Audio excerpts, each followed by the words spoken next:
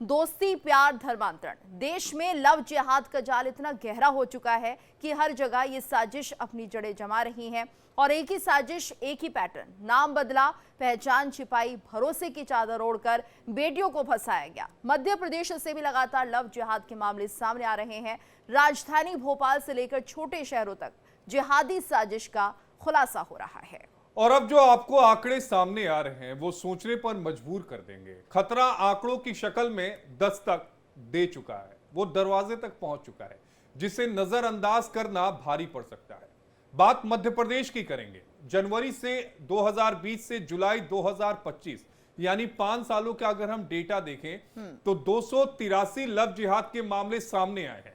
ये वो मामले हैं जो रजिस्टर्ड हुए हैं, वो मामले 283 हैं पिछले 5 सालों में, जिसमें सबसे ज्यादा भोपाल से और इंदौर से मामले सामने आए हैं। बिल्कुल। और अगर हम बात करते हैं आशीष अकेले इंदौर की, तो यहाँ पर देखिए 74 मामले दर्ज किए गए हैं। तो भोपाल की बात की जाए 33 मामले यहाँ पर दर्ज किए गए। वहीं 71 मामले नाबालिग लड़कियों से संबंधित थे। 86 मामलों में से 50 में आरोपियों को बरी कर दिया गया। और अभी हाल ही की अगर हम बात करें तो मध्य प्रदेश में कांग्रेस पार्षद अनवर कादरी पर पैसे देकर धर्मांतरण कराने का आरोप लगा है।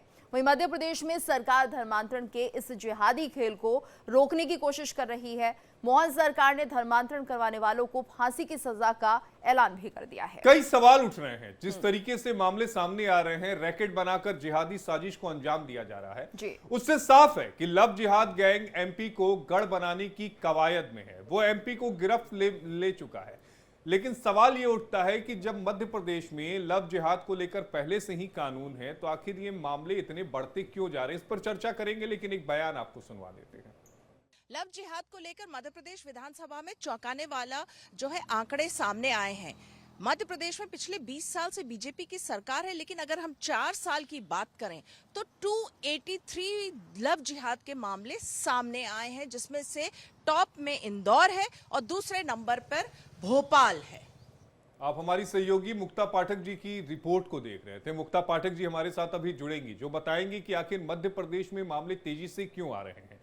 हमारे साथ कुछ खास मेहमानों का पैनल भी है। हमारे साथ डॉक्टर कैलाश जाटव जी हैं, नेता हैं भारतीय जनता पार्टी के। हमारे साथ सीता शरण सूर्यवंशी जी हैं, नेता हैं कांग्रेस पार्टी के। हमारे साथ संजीव कौशिक, राजनीतिक विश्लेषक, वो हमारे साथ जुड़ेंगे। और हमारी सहयोगी मुक्ता पाठक, एमपी स्टेट हेड, हमारे साथ जुड़ी है। मुक्ता जी, एक सवाल, और उस सवाल पर पूरे देश की नजर होगी, जो जवाब आप देंगी कि मध्य प्रदेश में लव जिहाद के मामले आखिर इतनी तेजी से क्यों बढ़ रहे हैं। क्या एक सुनियोजित जो साजिश है वो रची गई है?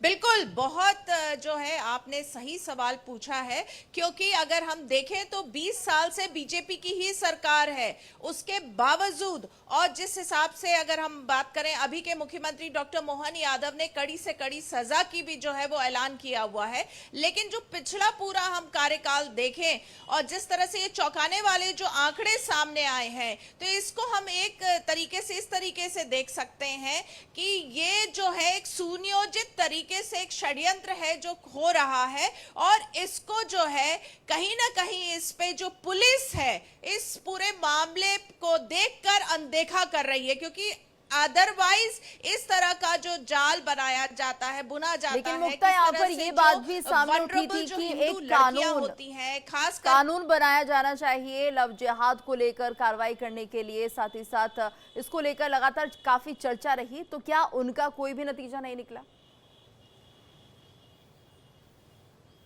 देखिए, घोषणा तो की हुई है डॉक्टर मोहन यादव ने, लेकिन उसका उस घोषणा का असर कैसे कहें, या इस तरीके से हम इसको देख सकते हैं कि इससे पहले इतने जो मामले हैं वो सामने नहीं आते थे, अब बहुत आने लगे हैं। तो इसका एक ही जो है जवाब हो सकता है कि पुलिस अब जो है ऐसे मामलों पे सेंसिटिव हो गई है, एफआईआर दर्ज करने लगी है, आरोपियों को पकड़ने लगी है, और जो लोग हैं, जो मुक्ता जी, एक सवाल ये उठता है कि मध्य प्रदेश धर्म स्वतंत्रता अधिनियम 2021 में लाया गया था। ये बीजेपी की सरकार लेकर आई थी और इसमें मैक्सिमम जो सजा है वो 10 साल है। अभी आपने चूंकि जिक्र किया मध्य प्रदेश के मुख्यमंत्री का कि उन्होंने कहा कि फांसी की सजा होनी चाहिए। आखिर सरकार आपकी है, सब कुछ आपके हाथ में है, तो आप इन कानूनों में बदलाव क्यों नहीं कर रहे हो और इस कानून के आने के बाद जो 2021 में आया था, उसके बाद मामले कम होने की जगह बढ़े क्यों? बिल्कुल, बहुत सही सवाल है। तो इसका जवाब मुझे लगता है ये यही है कि विक्टिम्स जो हैं अब सामने आने लगे, पहले आते नहीं थे, और पुलिस जो है ऐसे मामले को रजिस्टर करने लगी है। पहली बात ये, और दूसरी बात देखिए, प्रशासन की अगर हम बात करें तो कड़ी कार्रवाई हो रही है, क्योंकि अभी पिछले दिनों जो मछली जो है, जो बहुत ही बड़ा नाम है, जो संघ और बीजेपी से आज से नहीं पिछले 40 सालों से कनेक्टेड है, उस पे कार्रवाई हुई। उस बिल्कुल, पर यानी भी कि जो है अब हम लव देख रहे हैं कि इस जिहाद, तरह के ड्रग मामलों को जिहाद, लेकर ज्यादा आरोप जागरूकता लगा भी आ है, रही है लेकिन और जो कार्रवाई भी सरकार हो है, रही वो है। कार्रवाई कर रही है। बिल्कुल मुक्ता, आप हमारे साथ बने रहिए। हमारे साथ खास मेहमान भी जुड़ चुके हैं, डॉक्टर कैलाश जाटव जी जुड़े हैं, नेता हैं बीजेपी के, और साथ ही हमारे साथ संजीव कौशिक जी भी बने हुए हैं, राजनीतिक विश्लेषक है। आप दोनों का बहुत बहुत स्वागत है। तो सबसे पहले सवाल डॉक्टर कैलाश आपसे, क्योंकि जिस तरह से हम देख रहे हैं कि लगातार ये जो लव जिहाद के मामले बढ़ते जा रहे हैं, इनको लेकर बातचीत होती रही। अगर मध्य प्रदेश की बात करते हैं तो यहाँ पर कानून बनाने की बात कही, लेकिन शायद एक्शन जो है वो उतनी तेजी से होता हुआ नहीं दिखाई दिया, जिसके चलते लगातार ये जो मामले हैं वो बढ़ते दिखाई दिए। सबसे पहले तो आपको बहुत धन्यवाद कि आपने इस विषय को उठाया है और ये समाज की एक कुरीति बन के निकला है। लेकिन जहाँ तक इंदौर और महानगर का सवाल है, तो यहाँ बच्चे बाहर से पढ़ने आते हैं, उनकी आर्थिक स्थिति बहुत कमजोर होती है और ये लोग जो रहते हैं उनको आर्थिक जाल में फंसाते हैं। मध्य प्रदेश में सरकार भारतीय जनता पार्टी की है और भारतीय जनता पार्टी की सरकार ने पूरा प्रयास किया है कि इन सब मामलों को उजागर किया जाए। तब जाके कहीं पुलिस और इंटेलिजेंस ने इस पे बहुत बड़ा काम किया है और आज बहुत सारे लोग जेल की सलाखों के पीछे हैं और कड़े कानून में के दायरे में आ रहे हैं। मैं सिर्फ इस चैनल के माध्यम से यही कहना चाहूंगा, ये कोई राजनीतिक मुद्दा नहीं है, ये एक सामाजिक मुद्दा है और समाज को जागरण की जरूरत है। हमें उन बच्चियों को इन सब जागरण के माध्यम से बचाना पड़ेगा जो इसके जालों में फंस जाती हैं, और उसका सीधा सीधा अभाव है, क्योंकि गांव की बच्चियां मेट्रो शहर में पढ़ने आती हैं और वो आर्थिक रूप से कमजोर होने के नाते ऐसे जालसाजों के चक्कर में फंस जाती हैं और फिर बाद में पता चलता है कि वो हिंदू लड़का नहीं था, वो मुसलमान लड़का था, और उनको बाद में ब्लैकमेल किया जाता है और ब्लैकमेल करके उनका गलत इस्तेमाल भी किया जाता है। हम सब लोग जानते हैं कि मध्य प्रदेश में जिस तरीके से अभी सरकार काम कर रही है और कानून जिस तरीके से बना है, उससे बहुत सारे मामले उजागर हुए हैं और उसकी संख्या भी बढ़ी है। मैं सरकार को भी धन्यवाद देना चाहूंगा कि जो लोग पहले इस मामले को लेकर डरते थे और शिकायत नहीं करते थे, आज वो सब लोग सामने आ रहे हैं। ठीक है, एक बार इस पर रिएक्शन ले लेते हैं। मुक्ता जी, अभी आपने कैलाश जाटव जी की बात सुनी, क्या आप उससे इत्तेफाक रखती हैं कि ये जो लड़कियां हैं वो दूसरे राज्यों से आती हैं और बैकग्राउंड उनका कमजोर होता है, इसीलिए लव जिहाद की शिकार बन जाती हैं? क्या सभी मामलों में ऐसा हो रहा है क्या?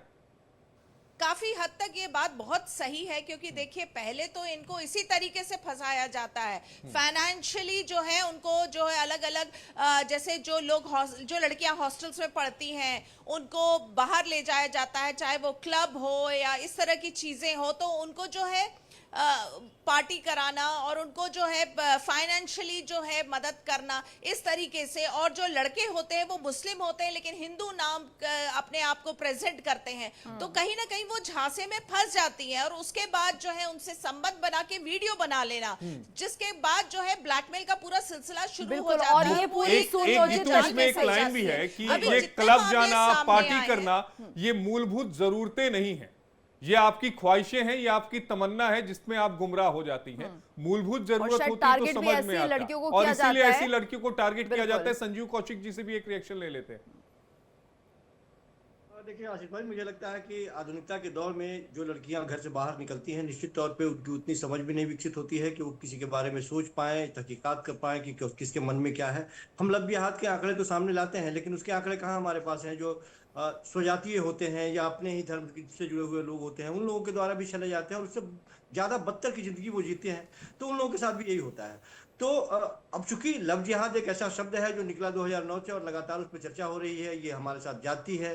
कानून भी है इसके लिए, कड़े कानून पहले से भी थे कि यदि किसी के साथ यदि आप धोखाधड़ी करते हैं। ये धोखाधड़ी में आता है कि आपने अपनी जात छुपाई, धर्म छुपाया, पहचान छुपाया और किसी और को अपने जाल में आपने फंसाया, तो ये कानूनी तौर पे भी धोखाधड़ी आता है इसमें, तो धोखाधड़ी का केस इस पे भी बनता है। लेकिन इससे अलग जब हम इसे धार्मिक रंग में देखने लगते हैं तो मुश्किल पैदा होती है। हमारी बहनें, हमारी महिलाएं, हमारे घर की बच्चियां, आखिर अपने घर में हम किस तरह के संस्कारों से उसे पालते हैं, पोसते हैं कि वो स्वतंत्र रूप से बाहर जाती है और ऐसे ट्रैप में फंस जाती हैं। तो हमें अपने गिरेबान में भी झांकने की जरूरत है। इसके लिए कोई संगठन काम नहीं करेगा। हम अपने बच्चे को जितने बेहतर तरीके से हम समझा पाएंगे, पाल पाएंगे, उसे संस्कार और आचरण दे पाएंगे, उसकी बुद्धि विकसित कर पाएंगे। लेकिन संजीव जी, आप ये मानते हैं कि पूरे सुनियोजित तरीके से ये काम किया जा रहा है और यहाँ पर ऐसी लड़कियों को चुना जाता है जो कि फाइनेंशियली कमजोर हैं या फिर जिनकी ख्वाहिशें बहुत ज्यादा है कि वो बहुत अच्छी हाई प्रोफाइल लाइफ जिए, तो क्या ये सब एक तरह से टारगेट किया जाता है और पूरा नेक्सस है ये? मैंने कहा कि ये तो आंकड़े सिर्फ हिंदू मुसलमान होने की वजह से, लव जिहाद की वजह से आपके पास आंकड़े हैं ना। मैं तो उन लड़कियों की भी चिंता कर रहा हूं जो अपने ही सो जाती है, अपने ही धर्म के लोगों के द्वारा चले जाते हैं, उनको कोठे पे बिठा दिया जाता है, उनके साथ बदसलूकी होती है, काट दिया जाता है, ड्रम में भर दिया जाता है। वो आंकड़े कैसे हम निकाल के दिखाएंगे? उस आंकड़े के बारे में क्यों नहीं चर्चा करेंगे जब आप नहीं? लेकिन संजीव कौशिक जी, आपने 2009 का जिक्र किया तो दर्शकों को इस बात को भी बताना और समझाना जरूरी होगा कि जो केरला हाईकोर्ट में मामला गया था, जहां ये लव जिहाद शब्द उसके बाद से प्रचलन में आया था, वो ईसाई संगठन वहां पर गए थे। इस बात को आप बताइए, पूरा समझाइए कि वहां हिंदुओं का मामला नहीं था, ईसाइयों का कन्वर्जन हो रहा था इस्लाम में, तो उस वाले मामले में लव जिहाद का ये मामला सामने आया था। हाँ बिल्कुल, मैंने कहा कि जब मध्य प्रदेश, खास करके हम लोग मध्य प्रदेश के बारे में चर्चा कर रहे हैं कि सबसे ज्यादा मामले आए हैं विगत कुछ सालों में, 2020 से 25 के आंकड़े दिखाए जा रहे हैं। वो सचमुच में आंकड़े तो भयानक हैं ही, वो आपको डराते भी हैं, वो आपको सतर्क भी करते हैं, अपने बच्चों के लिए चिंता भी पैदा करते हैं। लेकिन जब इतने कड़े कानून ऑलरेडी वहां पे हैं, उसके बावजूद, उस कानून के रहने के बावजूद यदि ये आंकड़े इतने तेजी से सामने दिखाई दे रहे हैं तो जाहिर सी और बात है कैलाश जी से अब जवाब लेंगे, क्योंकि इतने आंकड़े जो बढ़ रहे हैं, तो क्या ये माना जाए कि सरकार सिर्फ कहने को कह रही है धर्मांतरण हो रहा है, लव जिहाद हो रहा है, लेकिन एक्शन कुछ नहीं हो रहा है? मैडम, ये सरकार की वजह से ही आंकड़े आ रहे हैं। जो पहले लोग डरते इनकी थे, रोकथाम कैसे आपस की में जाएगी? बातचीत क्या नहीं कार्रवाई करते हो थे, रही है? आज वो थाने तक पहुंच रहे हैं। और ये जो आपके चैनल के माध्यम से जो आप लोग जागरूकता फैला रहे हैं, उससे कहीं ना कहीं मनोबल बढ़ रहा है ऐसी बच्चियों का, जो बाद में आके अपने थाने में रिपोर्ट लिखा रही। मैं तो सच बता रहा हूँ, ये सामाजिक विषय है, प्रबोधन का काम होना चाहिए, बच्चों के लिए काउंसलिंग होना चाहिए, कोचिंग की जगह पे आप उनको काउंसलिंग के लिए प्रेरित करना चाहिए। बच्चे जिस तरीके से, ये लोग क्या करते हैं मैडम, एक तो छोटे व्यवसायी रहते हैं, छोटे व्यवसायी होने के नाते रात को अपनी 7-8 बजे इन्होंने दुकान बंद करी और जो गाड़ी आड़ी अच्छी रिपेयर होने के लिए आई उसको बढ़िया साफ आप किया और बढ़िया कपड़े डाले और उसी गाड़ी में घूमने निकल जाते हैं और ये इसको जाल में फंसाते हैं। ठीक है डॉक्टर कैलाश जी, एक रिएक्शन में मुक्ता जी से लूंगा, वो लेना जरूरी इसलिए है, 30 सेकंड मुक्ता जी को दूंगा।